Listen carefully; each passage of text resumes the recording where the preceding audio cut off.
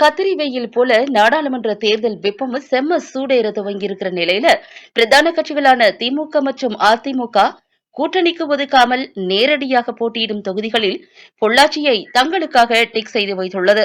பொள்ளாச்சி தொகுதியில் கட்சியின் நிலை எப்படிப்பட்ட வேட்பாளரை நிறுத்த வேண்டும் என்பதெல்லாம் குறித்து பெரும் ஆலோசனை நடத்தியிருக்கின்றன இரண்டு தரப்பிலும். இதுகுறித்து நம்மிடம் பேசிய கோவை மாவட்ட சீனியர் நிர்வாகி ஒருவர், பொள்ளாச்சி திமுகவுக்கு ரொம்பவே சாதகமான தொகுதின்னு தப்பு கணக்கு போட்டுடக்கூடாது.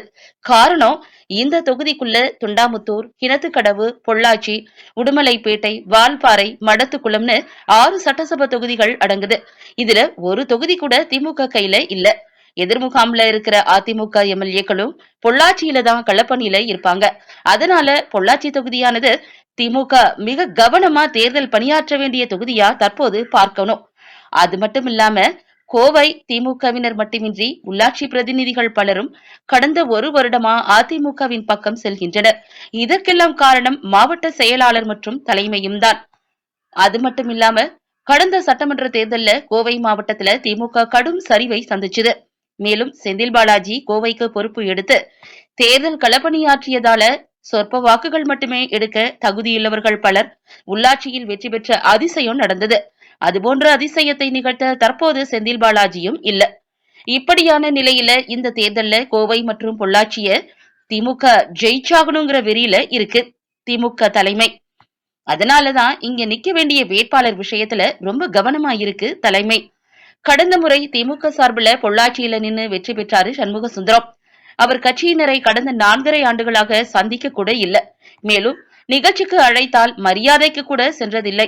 அது மட்டும் இல்ல, கட்சியோட பெயரும் ரொம்ப கெட்டு போய் கிடக்குது. இதையெல்லாம் தாண்டி கட்சிக்குள்ளேயே இருக்கக்கூடிய மனக்கசப்புகள் தான் சிக்கலை உருவாக்கக்கூடும் என்கின்றனர். அதில் பலரும் முக்கியமாக குற்றச்சாட்டுகளை கூறுவது மாவட்ட செயலாளர் தளபதி முருகேசன் மீதுதான். பல கட்சியிலிருந்து வந்தவரும் பேரூராட்சி அளவில் மட்டும் களப்பணியாற்றியவருமான தளபதி முருகேசனை திமுக தெற்கு மாவட்ட செயலாளராக போட்டது முதலே கட்சியினர் பலரும் சோர்ந்து விட்டனர்.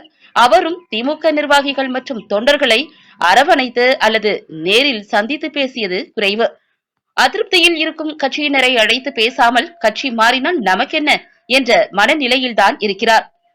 இதனால் ஒத்தக்கால் மண்டபம் நகர செயலாளரான நகர்பாலு, அவரது மனைவி மற்றும் நகர திமுகவினருடன் எதிர்கட்சியான அதிமுகவில் சேலம் சென்று எடப்பாடி முன்னிலையில் இணைந்தனர்.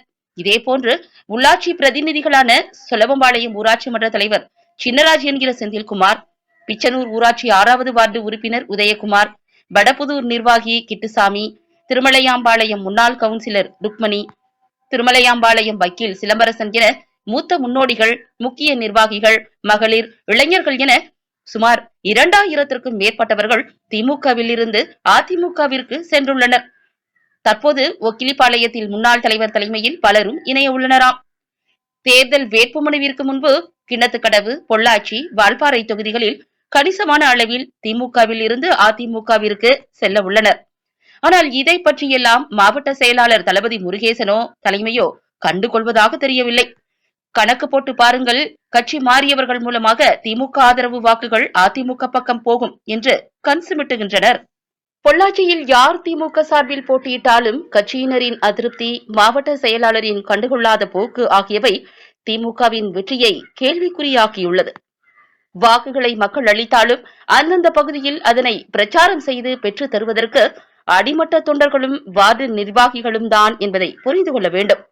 கோவை தெற்கு மாவட்டத்தை பொறுத்தவரை கிளை, வார்டு, வட்டம், ஒன்றியம், பகுதி என மாவட்ட அளவில் உள்ள திமுக தொண்டர்கள் மற்றும் நிர்வாகிகள் கட்சி மற்றும் மாவட்ட செயலாளர் மீது கடும் அதிருப்தியில்தான் உள்ளனர். இந்த நிலையில் தேர்தல் பிரச்சாரத்திற்கு தொண்டர்களை அணி திரட்டுவது என்பது சற்று சிரமம்தான். அது மட்டுமின்றி பிரச்சாரத்திற்கு வரும் வேட்பாளர் கட்சியினர் கேள்விக்கும் எதிர்ப்புக்கும் உள்ளாவார் என்று கூறுகின்றனர் அதிருப்தி திமுக தொண்டர்கள். இனியும் தொண்டர்களை ஏமாற்ற முடியாது. மரியாதை கிடைக்காததால் ஆளும் கட்சியாக இருந்தாலும் எதிர்கட்சியில் மரியாதை கிடைப்பதால் அனுதினம் செல்கின்றனர். இதற்கெல்லாம் காரணம் யார் என தெரிந்தும் தலைமை மௌனம் காப்பது ஏன் என்றுதான் புரியவில்லை.